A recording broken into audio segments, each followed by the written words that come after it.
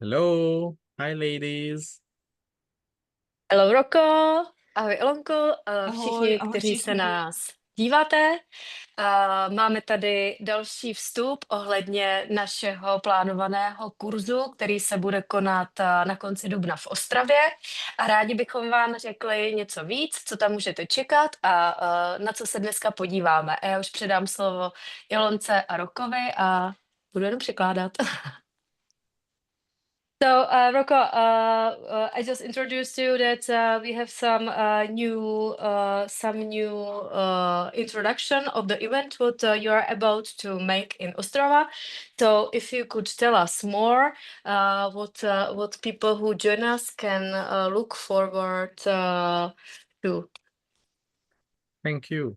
So that was a sort of like a great idea that you wrote up. Like, if you have people around you who are victims, how you communicate with them? What can you do for them? Takže měli jsme takový nápad udělat to, že pokud máme kolem sebe nějaký lidi, kteří jsou v roli oběti, kteří jsou obětí, tak jak s nimi komunikovat, jak s nimi vlastně jako navázat tu konverzaci. And Často, actually, oh, sorry, please. sorry. Často se to děje v rodinách, nebo aspoň si na to na výměnách, nebo tak, jak teď se bavíme kolem kurzu, tak se na to lidé stěžují, že jsou to většinou třeba rodiče, prarodiče, tchyně nebo podobně a že vyžadují po nich péči a starost a podobně.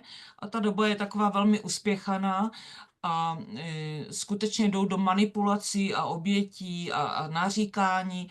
A tak se ptali, jako jestli toto bude součást kurzu, že by je to zajímalo, protože je to pro ně problém.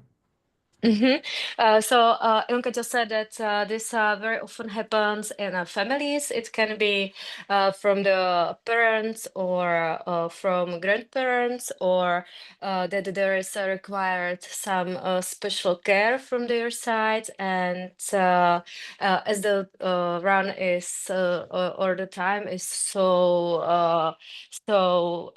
fast, and there is a lot of manipulation also from their side. So the people who are interested in this course were interested if this topic will be also part of this Ostrava course. Yes, yeah. And like one of the thing, like really how you should communicate with those people who are victims or they are playing out the victim card against you. Takže ano, tohle to bude samozřejmě součástí kurzu a konkrétně tohle témátko, jak vlastně komunikovat, nebo ten dotaz, jak komunikovat s tou rolí člověka, který se staví do té oběti nebo je obětí, tak nebo si na tu oběť jenom hraje. And one thing we need to make clear that any of the following versions can create greater if that's your awareness in the given situation. Takže musíme si vyjasnit přesně, co vlastně v této situaci vytvoří víc v těch konkrétních jednotlivých situacích. Like one is that when you pushing down the person, like you tell them, you are responsible for your situation. It's not mine, it's yours. Takže za prvý, můžeme vlastně toho člověka vlastně potlačit tím, že mu řekneme, ty jsi vlastně zodpovědný sám za tu situaci, jakoby mě to nezajímá. Because sometimes victims are playing this that poor me, and they are sort of like sucking your energy. A někdy ty oběti vlastně si hrajou na takový chudáčky a říkají, že já jsem takový chudák a vlastně z vás vysávají tu energii. And also there is that option that you start to smother them, which means you totally agree and reinforce them that how poor they are, how terrible is their situation. So you even sort of like mirror it back in such a way and even emphasize it that they are true, they are right. A nebo je tam taky druhá možnost, že vlastně vy jim vlastně se do nich tak jakoby vžijete a říkáte, jo, ty máš pravdu a vlastně s nima tak jakoby soucítíte, že vlastně oni jsou opravdu ty chudáčci oběti. And then what they start to do, they start to sort of like go the other way around and say, oh, no, no, no, my life is right, my life is good, actually it's not a problem, and so on. A oni pak vlastně můžou obrátit a začnou říkat, ne, ne, ne, to vůbec ne, to já mám takový super život a je to jako v pohodě a tak dále. However, just a minute before, they were talking about how terrible their life is. Ale předtím, předtím vlastně říkali, jak vlastně mají šílený, hrozný život. And there is that version when you are sort of like receiving them, like, oh, like you are getting into the same level with them. It's sort of like agree. A pak je vlastně ta třetí věc, že to jakoby přijmete a vlastně se s nimi jako jakoby sympatizujete a odsouhlasíte jim to. Že s nimi It's sort of like souhlasíte. you keep nodding and keep sort of like showing them that you agree with them. A vlastně jim neustále ukazujete, že s nimi souhlasíte. And it doesn't mean you have to continue with this version, but it sort of like expands their capacity of receiving that there is someone listening to them. A není to o tom, že byste s tím měli pokračovat do nekonečna, ale oni vlastně vědí, že je někdo jako poslouchá.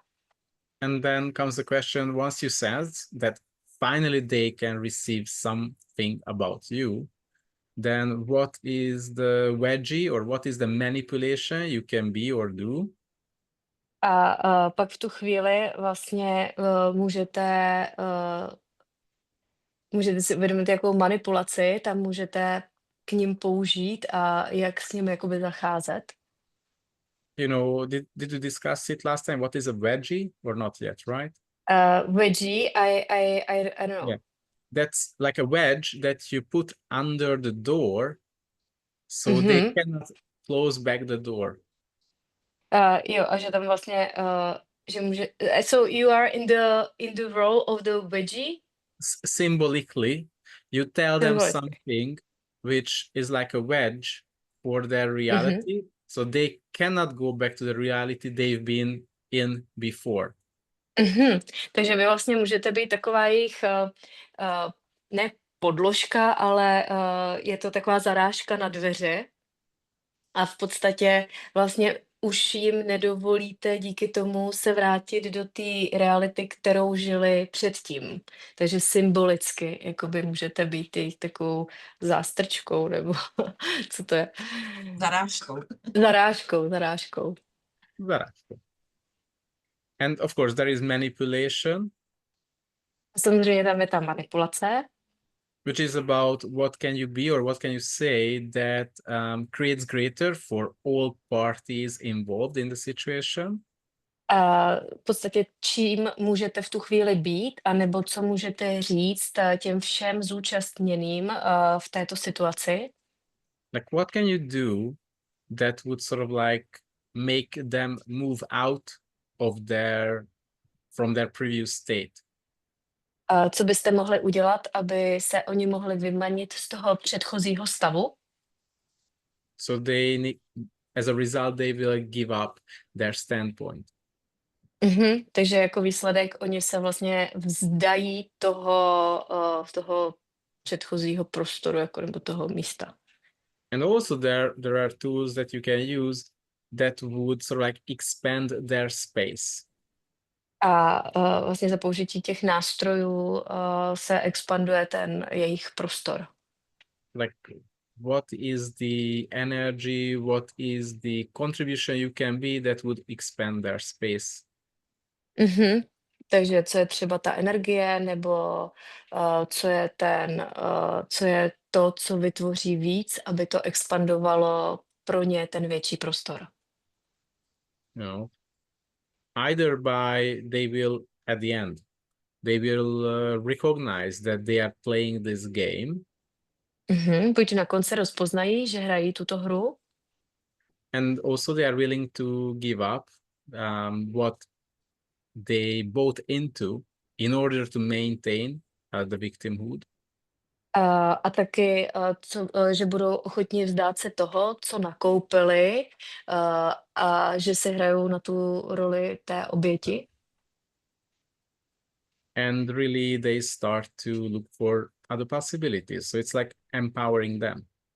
A začnou se vlastně dívat na další možnosti a vy tím posílíte. Nice. Yeah. So Ten druhý případ, kdy někdo zahraje oběť a v momentě, kdy mu jdeš na ruku a řekneš, jo, ty to máš těžké, tak ten člověk to obrátí a řekne, ne, já jsem dostatečně v pořádku, já vlastně mám skvělý život, nebo já to prostě zvládám. O co tady jde? Je to jenom manipulace, nebo získání pozornosti, nebo je tam pozadí nějaké trauma? O co tady vlastně jde tomu člověku? Protože někdy je to velmi nerozeznatelné. To byl druhý případ, kdy on...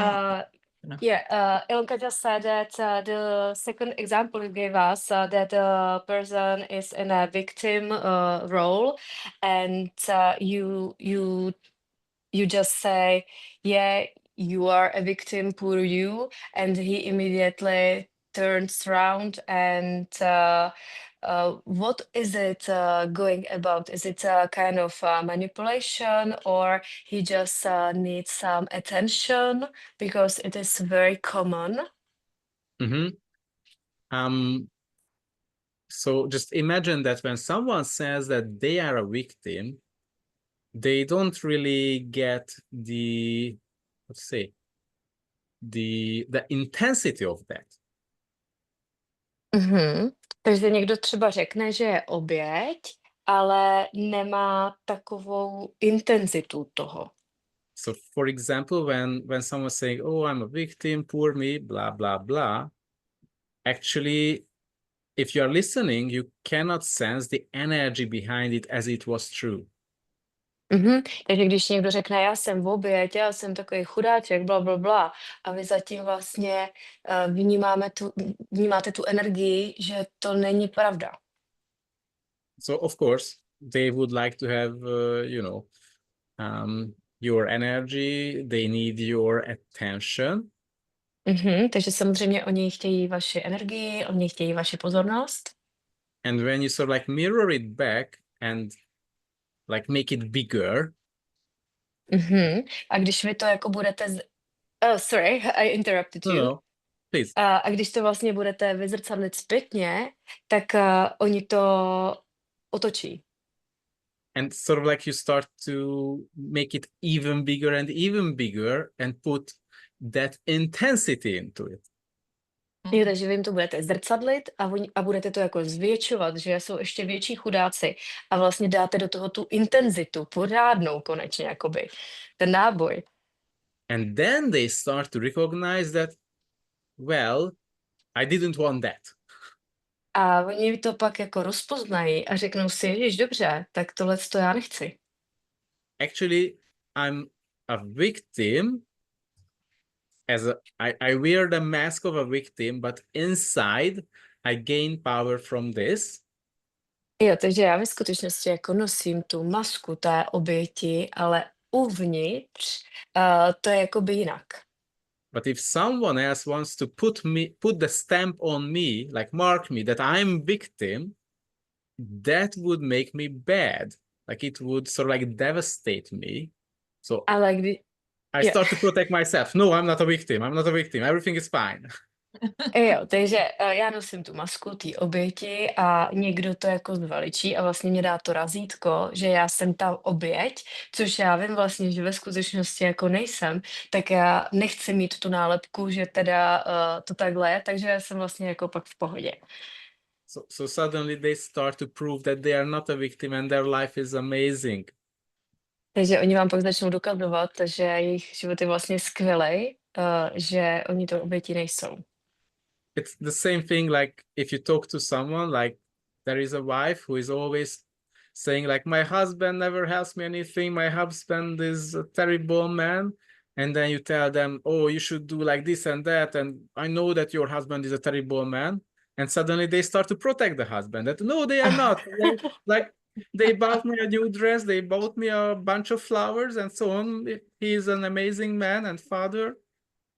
Jo, to je to samé, jako když nějaká žena nadává na svého manžela a říká, Ježiš, tenhle se mě s ničím doma vůbec nepomůže, ten dělá tohleto a vlastně po něm ho pomlouvá a když o něm začnete mluvit takhle jakoby špatně vy a řeknete, Ježiš, ty máš takovýho šílenýho manžela, on ti vůbec nepomůže a on je takový a makový a prakticky řeknete to samý, a nebo to ještě zveličíte, tak ona ho najednou začne chránit a říká, ne, teď on je prostě, mě teď koupil nový šaty a koupil mi kytku a on je úplně skvělý vlastně. Takže je to samý, jakoby podobný příběh. And you know, the interesting thing is if someone is playing this card that they are a victim, they do it in a way that there is someone else or something else causing that, like making them a victim. Zajímavé je, že když někdo hraje tu roli té oběti, tak že to na někoho jakoby svalují, že ta oběť, že oni to způsobili, že oni jsou v té pozici teďka. But if you sort of like, let's say, you agree to it and you turn it around, so A když vy s tím zasouhlasíte a otočíte to obráceně, so it will look like somehow it's connected to their choice or somehow it will reflect back on them as they are, let's say they are responsible or somehow it will make a bad reflection on them, then they will get out of it. A když vlastně vy to otočíte takovým způsobem, že vlastně to otočíte na ně, tu reflexi a že oni v podstatě v tu chvíli z té role, na kterou si hráli, vlastně jako vylezou. Because it's always about their good character, that they are, you know, as a victim, they did nothing bad. Takže So je if to o it tom reflects back on them, they have to prove it, no, it's not true. Je to o tom jejich dobrým charakteru a když to vlastně hodíte na ně, tak oni to otočí, že to jakoby není pravda. Jo, a potom je ještě čtvrtý typ obětí, já to nemůžu dělat, já jsem chudák, mi to nejde, ble, čili oběť jako výmluva. And Elke is saying that there's also a fourth type of the victim. I cannot do it, I'm not able to do it, and it is, let's say, victim like the excuse. Yeah. Like, I don't have the money, I'm sick, or my kids are sick, I'm not available, I don't have the free time, yeah. Aha, já třeba nemám peníze, výmluva, mám nemocné děti, nemám na to dostatečné množství času a tak. And then they say, okay, yeah, you are right. This class is not for you because you don't have the money. And I'm sorry for that you have such a terrible situation that you are unable to generate the money for this. Suddenly it's turned back and reflects bad on them. A v podstatě jo, choudě, ty nemáš čas, nemáš na to peníze, nemáš peníze na ten kurz, ty vlastně nezvládneš ty peníze vytvořit a to se to může otočit. You know, actually the great thing to recognize that somehow, like, we are responsible for our life, what we create. A my jsme prostě nějakým způsobem zodpovědní za ten život, který se vytváříme. You are responsible for your health. You are responsible for your financial reality. Jste zodpovědní za vaše zdraví, za vaši finanční realitu. And if someone truly recognizes that, how much they will change their reality to get out of that state. A když to někdo rozpozná, jak moc jakoby je schopný vylézt z této reality. So what contribution we can be to ourselves and to the people with such amazing tools.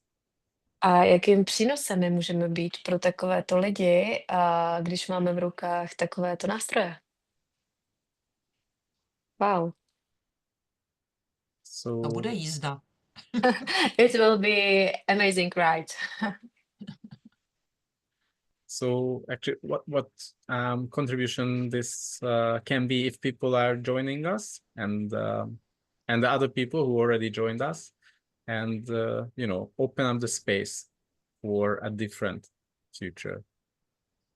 A jakým prostorem ten kurz může být pro všechny, kteří se již přihlásili, a pro ty, kteří se teprve přihlásí, a jaký prostor to pro nás všechny může otevřít do budoucna? So looking forward to the class in Ostrava, 25 to 27th of April. Takže se moc těšíme na tuhle třídu, na ten kurzík v Ostravě od 25. do 27. dubna.